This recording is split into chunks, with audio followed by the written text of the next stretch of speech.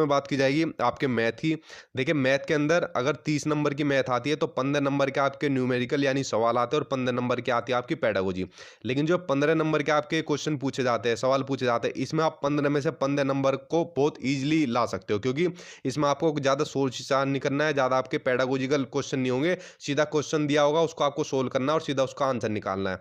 तो मैथ आपका एक ऐसा टॉपिक है जिसमें आप 15 में से 15 नंबर इसमें ईजिली ला सकते हो, जो इसके क्वेश्चन पूछे हुए होंगे।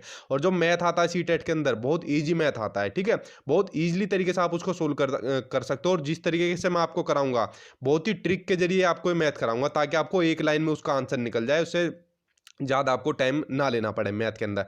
तो 15 से 15 नंबर आपके मैं इसमें पक्के करा दूंगा। तो इसमें देख लेते हैं कौन कौन से क्वेश्चन है जो सीटेट में लगभग हर साल पूछे जाते हैं या उनसे संबंधित पूछे जाते हैं। आपका सारा कंप्लीट में मैथ का सिलेबस करा दूंगा। चैनल सब्सक्राइब कर लेना ताकि जितना भी इंपॉर्टेंट मटेरियल है वो चैनल के थ्रू आपको मिल जाए, और बेल आइकन पर प्रेस कर लेना ताकि आपको जल्दी नोटिफिकेशन आता रहे, ताकि आपका सारा कंटेंट में कवर करा सकूं। चलिए बात कर लेते हैं पहले क्वेश्चन की। क्वेश्चन के साथ साथ आप लोग भी आंसर देने की कोशिश करना, एक पेन और रजिस्टर ले लेना और देखना आप कितना स्कोर कर पाते हो इसके अंदर। पहला क्वेश्चन दिया हुआ है कि एक पैटर्न दिया हुआ है हमें, ठीक है। इसमें पूछा है कि अगर हम इस नंबर की इससे मल्टीप्लाई करेंगे तो आगे इसमें से हमें क्या नंबर मिलेगा। अब लोग क्या काम करोगे, आप लोग पेन कॉपी लेके इनकी इसके आपस में मल्टीप्लाई करने लग जाओगे। देखिए इस तरीके से आपको नहीं करनी है, आपको टाइम को सेव करना है, समय बचाना है। अब देखो इसको करने का तरीका क्या है। जब भी इस तरीके का आपसे क्वेश्चन पूछा जाए तो जितने भी ए दिए हुए हैं उनको लिख लेंगे, जिसमें दिए हुए 1 2 3 4 5, 5 एक दिए हुए हैं इसमें, 1 2 3 4 5, ठीक है। अब मल्टीप्लाई कितनों से करनी है, 1 2 3 4 5, 5 से करनी है। लेकिन जब इसमें दूसरी संख्या की जो मल्टीप्लाई करेंगे तो उसमें हम नीचे से लिखना शुरू कर देंगे, यानी अपोजिट साइड से लिखना शुरू कर देंगे। 1 2 3 4 5 लिख लिए, अब इसका अपोजिट में लिखेंगे 5 4 3 2 1, सीधा आपका आंसर आ गया। यानी कि 1 2 3 4 5 4 3 2 1, ये इसका पहला आंसर है। कोई कॉपी पेन की इसमें आपको जरूरत नहीं पड़ी, वरना इसमें आप पहले मल्टीप्लाई करोगे, उसमें भी आपके चांसेस रहते हैं कि उसमें आपका आंसर एक बारी को गलत आ जाए। और सबसे बड़ी बात, उसमें टाइम लगेगा इसमें आपको करने में, इसमें आपको बिल्कुल टाइम नहीं लगने का, जिस तरीके से मैं आपको ये बता रहा हूँ। मैथ में आपका ऐसे ही करा दूंगा ताकि इसमें आप कम टाइम में पूरा स्कोर कर पाओ। चलिए नेक्स्ट क्वेश्चन देखते हैं। नेक्स्ट आपका वेरी वेरी इंपॉर्टेंट लगा लेना इसके अंदर, क्योंकि सीटेट में लगभग हर साल पूछा जाता है या इससे संबंधित, बस नंबर को थोड़ा चेंज करके पूछ लेगा। क्वेश्चन क्या है आपका कि 36 और 60 का सबसे छोटा सार गुणन, यानी कि स्मॉलेस्ट कॉमन मल्टीपल बताना है आपको 36 और 60 का। डिवाइड करना है इसको 18 और 45 का सबसे बड़ा सार गुणनखंड, यानी कि बिगेस्ट कॉमन फैक्टर बताना है आपको 18 और 45 का।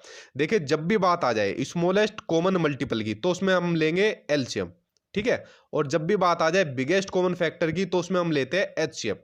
क्वेश्चन में कभी कभी सिंपल भी पूछ लेता है एग्जामिनर कि या तो सबसे छोटा सार गुणन पूछ लेगा, सबसे बड़ा सार गुणनखंड पूछ लेगा। मैंने दोनों ही चीज इंक्लूड की है क्वेश्चन में। तो देखिए इसको करने का क्या तरीका होता है। जब इसका 36 और 60 का हम एलसीएम लेंगे, चलिए एलसीएम ले लेते हैं। 36 और 60 का एलसीएम लेंगे तो इसको डिवाइड करेंगे, 6 6 जा 36, 6 1 जा 6, और ये आपका 2 से करेंगे, 2 3 जा 6, 2 5 जा 10। अब इससे आगे कटेगा नहीं। 5 3 जा आपका 15 हो गया, 15 की 2 से करेंगे तो 30 हो गया, और 30 की 6 से करेंगे तो ये हो गया आपका 180। यानी 36 और 60 का एलसीएम हो गया स्मॉलेस्ट कॉमन मल्टीपल 180। इसको डिवाइड करना है आपको, इसको अब इसका लेंगे हम एचसीएफ, ठीक है।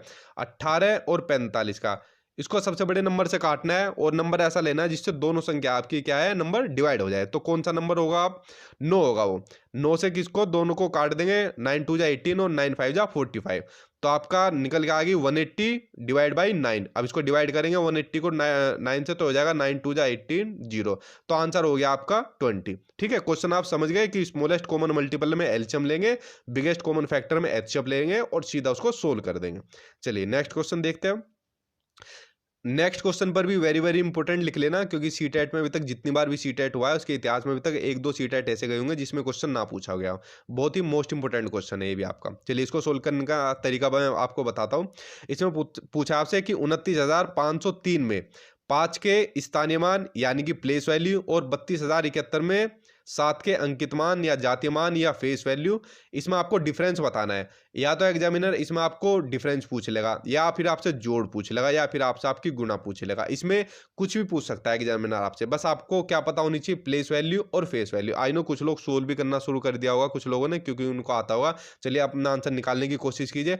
देखिए इसको करने का क्या तरीका है। जब भी बात करें प्लेस वैल्यू की, अब इसमें पूछा है कि 29,503 में 5 की स्थानीय मान यानी प्लेस वैल्यू, तो प्लेस वैल्यू में जिस भी नंबर के बाद जितने भी नंबर होंगे उनको जीरो में कन्वर्ट कर लेंगे हम। जैसे 5 का स्थानीय मान पूछा है तो 5 के बाद कितनी नंबर है, 2, तो 5 के बाद दोनों को जीरो में कर लेंगे। इसमें पूछा है अंतर, तो यानी लेस कर देंगे हम इसमें से। और फेस वैल्यू और अंकित मान जिसे बोलते हैं, जिस भी नंबर का पूछे हमेशा वही नंबर होगा, उसमें कुछ चेंज नहीं करना। चाहे 7 का, जैसे इसमें पूछा है 32,071 में 7 का पूछा है तो इसमें 7 ही रहेगा, इसमें कोई आपको चेंज नहीं करना, ठीक है। प्लेस वैल्यू में तो आपको जीरो कर देनी है जिस भी संख्या को पूछा है उसके आगे वाली संख्या में, और फेस वैल्यू में आपको कुछ नहीं करना, सेम एज इट इज वही संख्या रखनी है। अब कुछ नहीं, उसको सिंपल आप घटा दीजिए। 500 में से अगर 7 जाएंगे तो आपको बचेगा 493, ठीक है। तो आंसर आ गया अब इसका आपका 493। इसको देख लेना, प्लस माइनस पूछ सकता है, प्लस पूछ सकता है, मल्टीप्लाई में पूछ सकता है एग्जामिनर आपसे। आप कोई भी तरीका पूछे आप उसका इजीली आंसर दे पाओगे, ठीक है। चलिए नेक्स्ट क्वेश्चन देखते हैं आपका। 4 और 2/3 समकोण में डिग्रियों की संख्या कितनी है? Number of degrees in 4 and 2/3 right angle. जी, राइट एंगल होता है आपका 90 डिग्री का, ठीक है, ये आपको पता होना चाहिए। तो इसमें पूछा है कि जो राइट एंगल में 4 और 2/3 समकोण में डिग्री की संख्या। तो चलिए सोल्व कर लेते हैं। राइट एंगल होता है आपका 90 का, पहला पूछा 4 का, तो ये हो जाएगा आपका 9 4 जा 36, 360 हो गया 4 का, ठीक है। अब दूसरा पूछा आपका 2/3 यानी 2/3 पूछा है, तो इसका 2/3 करेंगे तो 3 से इसको डिवाइड करेंगे, 3 3 जा 90 और 30 की 2 से करेंगे हो जाएगा आपका 60, ठीक है। आज इसमें पूछा था कि 4 और 2/3 में समकोण में डिग्रियों की संख्या कितनी, तो ये हो गया आपका 36 डिग्री प्लस 60, इन दोनों को ऐड कर लेना, आंसर हो जाएगा इसमें आपका 420, आंसर हो जाएगा इसमें आपका सेकंड आंसर। चलिए नेक्स्ट क्वेश्चन देखते हैं। नेक्स्ट आपका 50 में एक पूर्ण संख्या यानी कि होल नंबर जोड़ी जाती है और फिर वही संख्या 50 में से घटा दी जाती है। जो संख्या प्राप्त हुई है उनका आपको जोड़ बताना है क्या है। देखिए होल नंबर आपकी जीरो से लेके और आपकी अनंत तक जितनी संख्या होती है वो आपकी होल नंबर होती है। अब इसमें जो आप लोग वीडियो देख रहे हैं इसमें आपकी एक चॉइस देता हूँ कि 50 में कोई भी होल नंबर जोड़ लो आप, जो भी आपकी मर्जी हो, जो भी आपकी चॉइस हो, और फिर उसी नंबर को आपको घटाना है, ठीक है, और फिर उन दोनों का जोड़ लेना है। जैसे मैं ले लेता हूँ, एक नंबर ले लेता हूँ, मैंने 10 लेना है, आप लोग कुछ भी ले सकते हो, जो आपकी मर्जी हो, जो इच्छा हो। तो इसको 50 में एक पूर्ण संख्या जोड़ी जाती है तो जोड़ लेते हैं, ये हो गया आपका 60, ठीक है। और वही संख्या 50 में से घटा दी जाती है, तो 50 में से सेम इसी संख्या को घटा दो, जो आपने जो संख्या ली हो आप भी उसी तरीके से करना, तो ये हो गया आपका 40, ठीक है। जोड़ने पर मिला 60 और घटाने पर मिला 40। तो जो प्राप्त दोनों संख्याएं हुई है उनका जोड़ कितना है, सिंपल सा कर लेंगे, 60 और 40 को जोड़ लेंगे, आंसर हो जाएगा इसमें आपका 100, आंसर पहला हो जाएगा। चलिए नेक्स्ट क्वेश्चन देखते हैं। देखिए एक चीज और, जितने भी लोगों को सीटेट के नोट्स चाहिए, ये मेरा व्हाट्सअप नंबर दिया हुआ है, इसमें आपको 490 पे करने के बाद सीटेट के जितने भी आपको सभी सब्जेक्ट के नोट्स है वो आपको प्रोवाइड हो जाएंगे। इसके अंदर मैंने प्रीवियस ईयर के जितने भी क्वेश्चन पेपर है वो सारे इन नोट्स में डाले हुए हैं। जितने भी एनसीईआरटी बुक के जो डाटा है वो सारा इन नोट्स के अंदर मैंने डाला हुआ है, और जो मेरे पास खुद के भी नोट्स थे वो भी इसके अंदर डाले हुआ है। ना तो आपके प्रीवियस ईयर के क्वेश्चन पेपर लेने की जरूरत है, नहीं आपको कोई एनसीईआरटी किताब लेने की जरूरत है। चाहे आपकी सीडीपी हो, ईवीएस हो, मैथ हो, या जो आपकी लैंग्वेज होती है वो हो, आपको अलग से कोई किताब लेने की जरूरत नहीं, ना ही कुछ और एनसीईआरटी पढ़ने की जरूरत, सब आपको इन नोट्स में मिल जाएगा। अगर आप लोग सीटेट को बहुत ही अच्छे तरीके से पास करना चाहते हो तो मेरे व्हाट्सअप नंबर पर सीटेट नोट्स लिख के सेंड करना, उसके बाद आप 490 रुपये पे करने के बाद आपको ये सभी नोट्स मिल जाएंगे। चलिए नेक्स्ट देखते हैं। नेक्स्ट क्वेश्चन आपका, और देखिए इसी तरीके से आपको मिलेंगे, एक तरफ हिंदी लैंग्वेज में और एक तरफ इंग्लिश लैंग्वेज में, और आपको जो मैथ है वो मैंने इसी तरीके से कराई हुई है, उसमें शॉर्ट ट्रिक्स है ताकि आपका बहुत टाइम बच सके। किसी किताब में ऐसे मैथ सोल्व नहीं कराते हैं जैसे मैंने इसमें कराई हुई है, वरना किताब में बहुत लेंथी तरीके से कराते हैं। आपकी चॉइस है, सीटेट में अच्छा पास करना चाहते हो अच्छे नंबर से तो आप नोट ले सकते हो। नेक्स्ट क्वेश्चन है कि निम्नलिखित में से कौन सा सही है। नीचे 4 स्टेटमेंट दी हुई है और आपको कोई एक क्वेश्चन इसमें स्टेटमेंट इसमें सही बतानी है। देखिए पहला देख लेते हैं। 1000 के परवर्ती का पूर्ववर्ती 1000 है। परवर्ती और पूर्ववर्ती होता क्या है, इनको भी एक बार देख लेते हैं।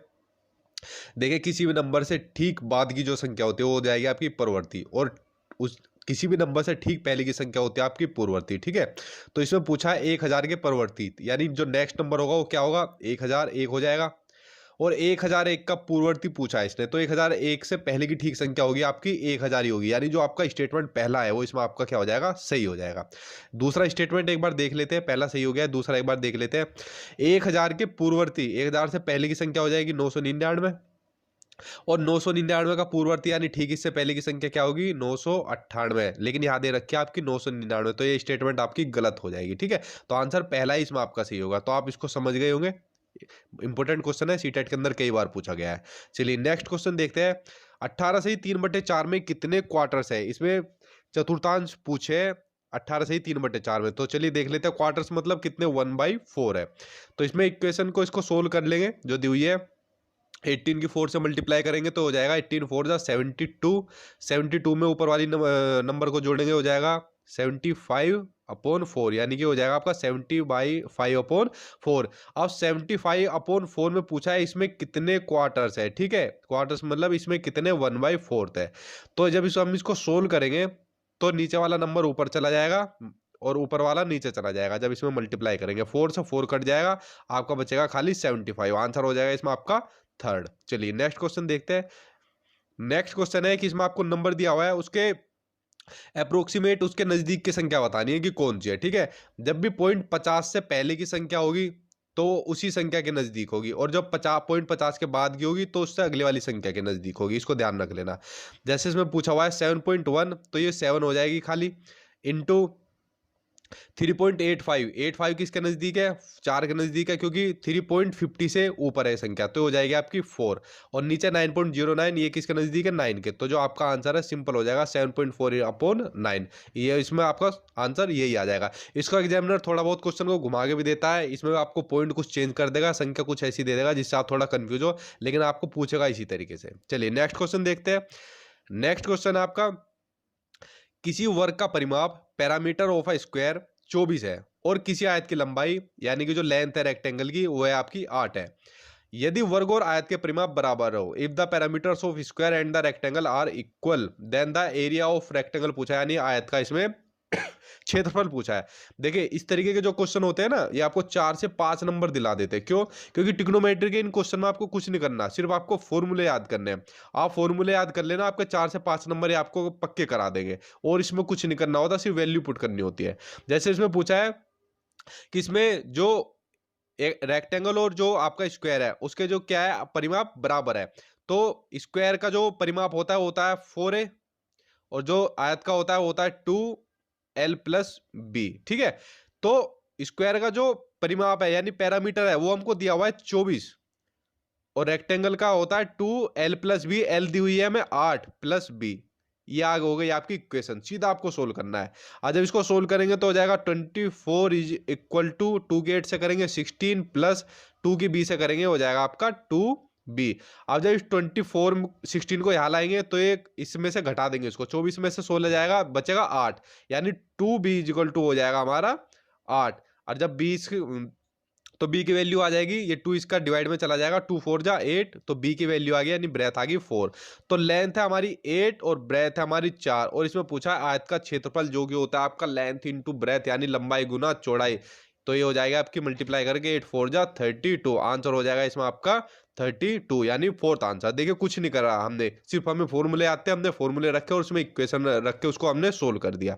ये आपके 4-5 नंबर दिला देंगे खाली फॉर्मूले वाले। तो फ्रेंड्स ये सभी वो मोस्ट इंपोर्टेंट क्वेश्चन आंसर थे जो मैंने आज की वीडियो में डाले हैं। आगे जो और वीडियो आएगी उसमें आपको और ऐसे इंपोर्टेंट क्वेश्चन आंसर दिलाए जाएंगे ताकि आपके 15 में से 15 नंबर आपके मैथ में पक्के कराए जा सके। इसलिए चैनल को सब्सक्राइब कर लेना, और जिन लोगों को नोट्स लेने हो वो मेरे व्हाट्सअप नंबर पर सीटेट